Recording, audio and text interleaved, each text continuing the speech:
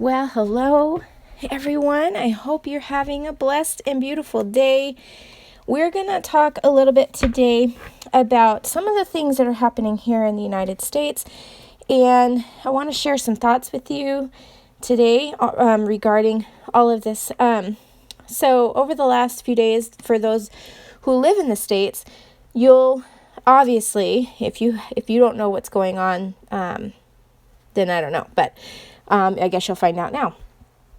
But so with all of the protests and all of the riots and the looting and whatnot, there have been cries from the global elites and a lot of the movie stars, which it's kind of interesting how the movie stars can even say such a thing because they live behind gated communities with guards who are armed and they're protected, but they don't want you to be protected. They want you to have a state or a country that doesn't have police. But they're crying and calling for the disbanding of police departments, and they want to take down all police departments. Now, there is a few states that are already starting to implement this. And if you remember a few months ago, I'm not exactly sure, I'd have to look back on the exact date, but when I was saying how, they're releasing criminals from jails, and they're going to start putting people who go against their agenda in jail. Well, we already kind of started seeing that happen. But what's going to end up happening is that these people that are criminals, they call themselves different names, right? They call them, there's a new group that I didn't even know about, but there's a new group called the Boogaloo group.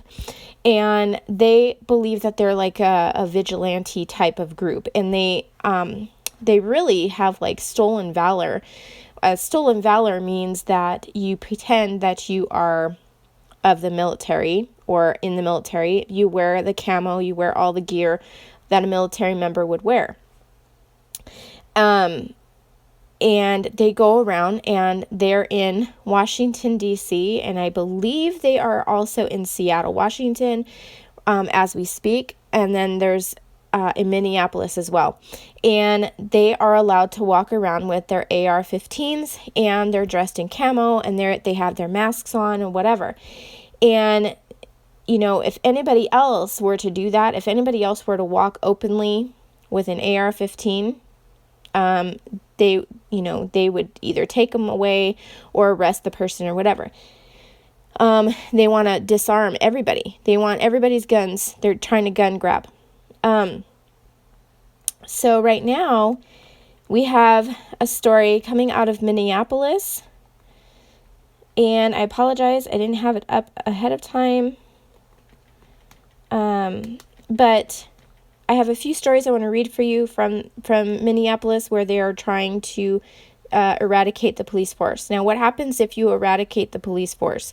There's no police state. There's nobody to protect and serve. There's nobody to attend in a case of an emergency. So who is going to be the ones that protect, or so-called protect? And it's going to turn itself over to the people. It's going to turn itself over to the Antifa and to these Boogaloo groups and to the, whatever groups that there is that who think that they know better. And why would they do that?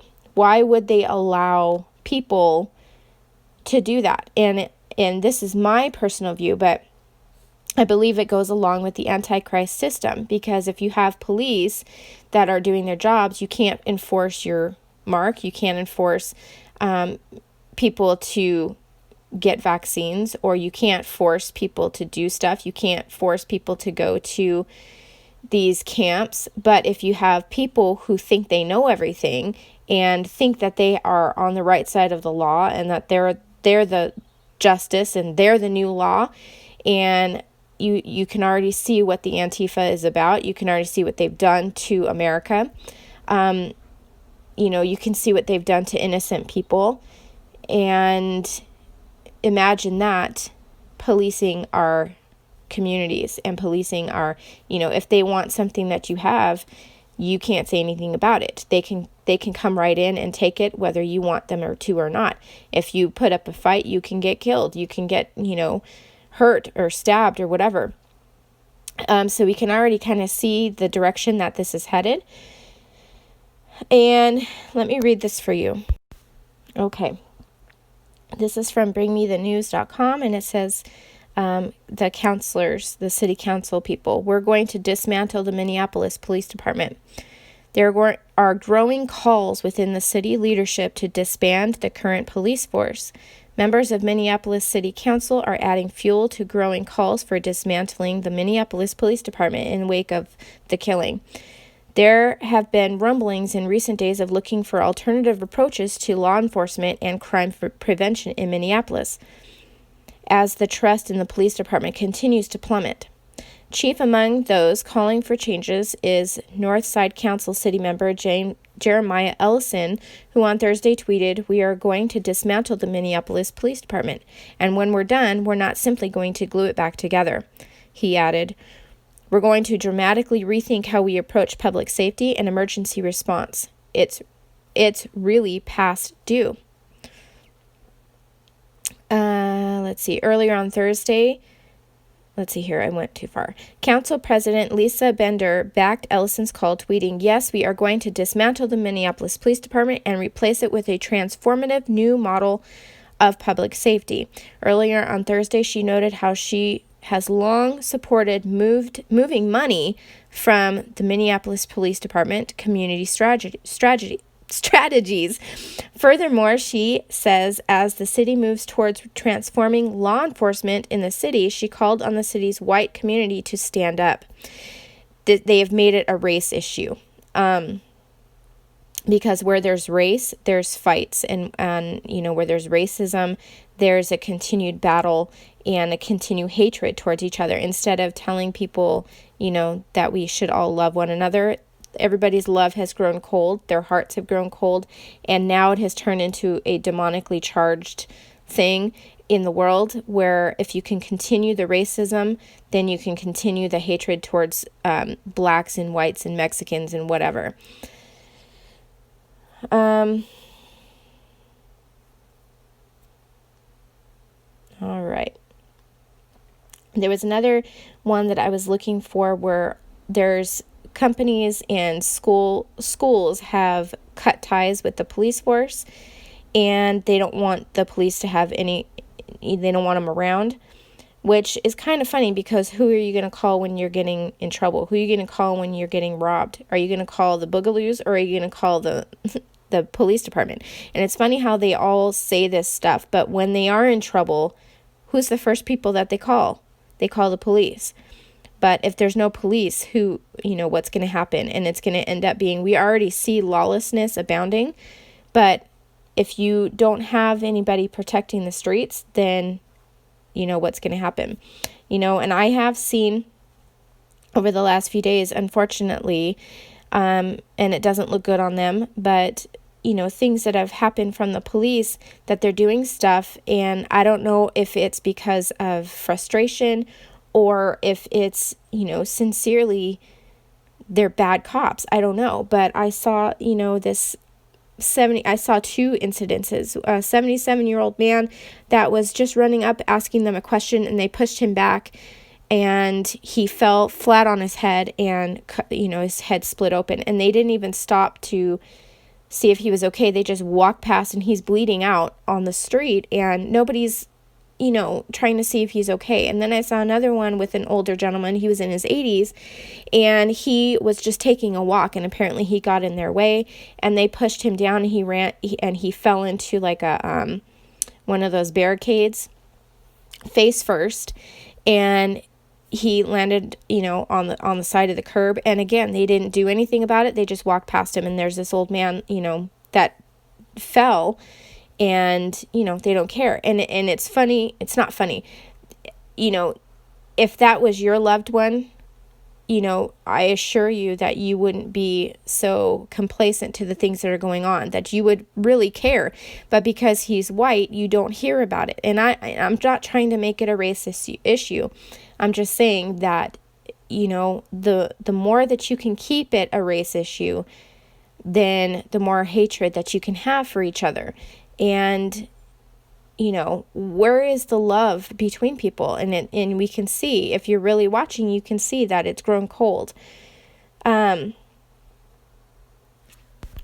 Okay, I had to send the link to myself so that I could read it because I couldn't find it. But anyways, this is on insider.com, and it says Minneapolis City Council members look to disband the police department as schools and other city agencies cut ties with police as well. 10 days after the killing of George Floyd in Minneapolis, Minnesota, several members of Minneapolis City Council are seeking to get rid of the police department permanently.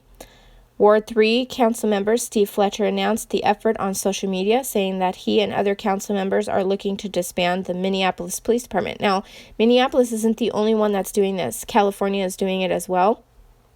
And there's another state too, and I just lost it. I don't remember which one, but this is, I think it's Seattle.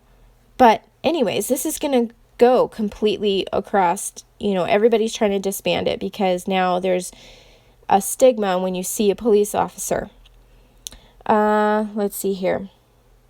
Ward 3 council member Steve Fletcher announced an effort on social media saying that he and other council members are looking to disband Minneapolis Police Department, calling it ungovernable,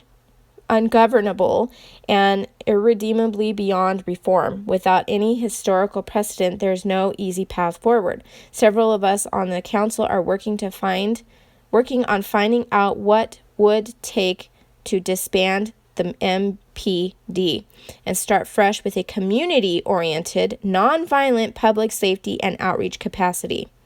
The effort comes as protests surge nationwide around the world, which I'll talk about that in a minute. The demonstrations, some of which have turned destructive, have mainstreamed some typically fringe demands like defunding the police and abolishing them altogether. We can send a city response that makes situations better. We can resolve confusion over $20 grocery transactions, which, they're talking about the death of George Floyd. The whole world is watching, and we can declare police as we know it a thing of the past and create a compassionate, nonviolent future. It will be hard, but so is managing a dysfunctional relationship with an unaccountable armed force in our city. The MPD has a history of racist police violence. Its officers use force against citizens more frequently than white ones. So they're making it a race issue. Now, this has crept into world issues. This has crept into other countries. And this has crept into Israel, and they have Black Lives Matter there that are in Tel Aviv protesting and rioting, and you don't hear anything about it except for the United States. You don't hear about any of the other countries that are doing this exact same thing. London is doing it really bad. Sweden is really bad, and I showed in my community post a couple of different states and countries that are they're bringing their guillotines out, and I've had a couple questions of why are they doing that. Well, my personal view is that they are trying to desensitize you so that you're used to seeing that, and you think that it's a prop, and you think that it's just a part of the ploy. But it's all part of the system, and it's all part of the agenda. They're bringing it out, and in Sweden, they brought one out, and in Israel, I had heard, and I'm not sure, I don't have any sources for this, but I'm just going to, do a hearsay. I had heard that they brought one out there, and now the Palestinians have decided that they are going to hop on the bandwagon, and instead of saying Black Lives Matter, they're saying Palestinian Lives Matter, and they are planning a huge protest there in Israel. And, this has become a worldwide issue. And this is a worldwide war that we are facing. And it's over something that happened because of a dirty cop. And it was almost like they were waiting to seize the moment, the one world agenda. They're waiting to seize upon a perfect moment. Just like Hillary Clinton said, you can never waste a good crisis. So, we have in America now, we have people that they want, that want the people to police themselves, basically. And it's going to bring, again, more lawlessness. And, across the world, this is going to happen too. And there's going to be one person who rises up to create a fake peace, a false sense of peace. And there's been many things that God is trying to speak, and he's trying to show people. And, you have people that are watching and seeing it, and then you have other people that are just saying, it's just a coincidence. And you have other people that are saying, oh, it's just, like, for instance, the flag that split in two the other day. As soon as I saw that, I knew immediately that it was God, because, I'm sure that place that flag has been there's been wind and stuff, and I've seen American flags of normal size in hurricanes, and they don't split in two. And this one split in two because of 60-mile-an-hour winds? I think not. And people were mocking, oh, it's just a flag, and they pass it off. And instead of looking at the situation that's going on in America and thinking possibly, God is trying to wake us up. God is trying to send us a sign and trying to show us that, things are happening, and they're happening rapidly. And now, the lightning strikes the Washington Monument. I mean, can it get any clearer that, God is speaking? And there, especially in Washington, oh my goodness, the annexation that's coming up, which is dividing the land of God. And, God is not going to allow somebody to cut up his land. That is his land. That's not our land to cut up. And anybody who cuts up that land, he's going to cut them up. And in the peace plan that Trump put out, that's part of it. He's trying to cut up the land. So why do you think this stuff is going on in America? And, God's hand has been released. So I just kind of wanted to show you guys, the stuff that's happening. And, we can watch the TV and we can say, oh my gosh, what's going on? What's happening? But if you look at it with a prophetic eye and with prophetic goggles, you can see God will remove the curtain out of the way so you can kind of see what's happening. You can see the agenda that's behind it all. And if you notice how the Democrats, how Nancy Pelosi and Chuck Schumer and all of those people, they don't say anything about this, okay? They don't say anything about the violence that's going on. You don't see them standing up saying, hey, stop the violence. No. Why is that? Because it allows them to get their one world order. And there has to be a order out of chaos, and the world is in major chaos right now. And so who's going to bring order out of it? It's going to be the Antichrist, and the church isn't going to be here to see him. We are not going to be here to see that man rise up, but he's coming, and he's coming very soon. And that just means that Jesus is coming even sooner.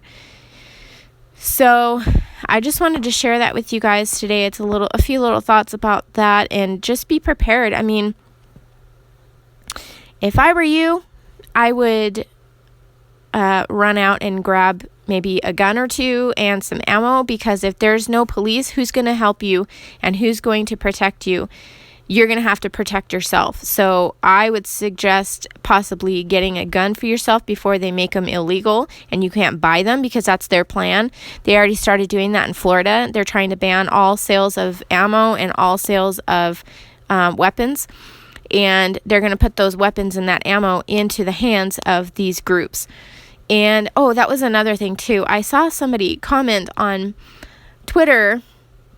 I thought that was kind of interesting how they put this together, and it kind of made me think about it a little bit, and how everybody's wearing a mask, and how, you know, a lot of people are wearing those black masks, the Antifa and stuff. Well, what's one religion that wants their people to wear masks? And that's the Muslims, right? And so it's almost like, and this is what this person said, how underneath our nose, Sharia law has entered, because the women are wearing masks where their face is covered other than their eyes. And we're not allowed to be around each other. We're not, you know, they've kind of slipped in their Sharia law right under our noses, and nobody has even paid attention to it. So I thought that was kind of interesting. That was a little nugget to kind of think about, because if you really sit down and think about it, yeah, yeah, that's actually kind of true. So, you know, this is all going according to God's plan. And I know it seems like it's, you know, chaos amongst chaos, but it's a puzzle piece, and it's all falling into place. And it just shows that our redemption is drawing near, and he is coming, and he's at the door, and he's waiting for his Father to say, go get him.